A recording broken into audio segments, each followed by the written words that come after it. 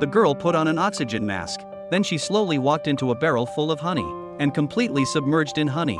Then the barrel was loaded onto a truck. Turned out they were there to rescue the girl, because the girl had a congenital immune deficiency.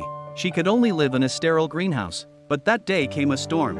It had damaged the roof of house. When the scorpion rescuers arrived, they found branches pressing down on the top of the sterile room. If the barrier was punctured, the bacteria would invade. The girl would be in mortal danger. Soon the rescuers began to risk electrocution carefully clear the branches. But an accident happened. The strong wind struck again. A wire fell onto the barrier. The film was about to be burned through. The rescuers immediately opened the fire truck. They took out an oxygen tank and a protective suit, and used steam to disinfect them. Then the girl quickly put on the protective suit. The woman cut through the film. She pulled the girl out before the sterile house collapsed. Then they drove the girl to a new sterile room. But the girl had developed an allergic reaction. Her body was covered in red rashes. Her breathing became labored. In order to solve the problem, the rescuers prepared a barrel of honey to help the girl isolate bacteria. So the girl took off her protective suit. She enjoyed a rare moment of sunlight. Then she climbed into the barrel. Soon the rescuers brought the girl to the new room. They coated the walls with solid alcohol to build a new sterile room. Then they pushed the barrel with the girl inside into the room.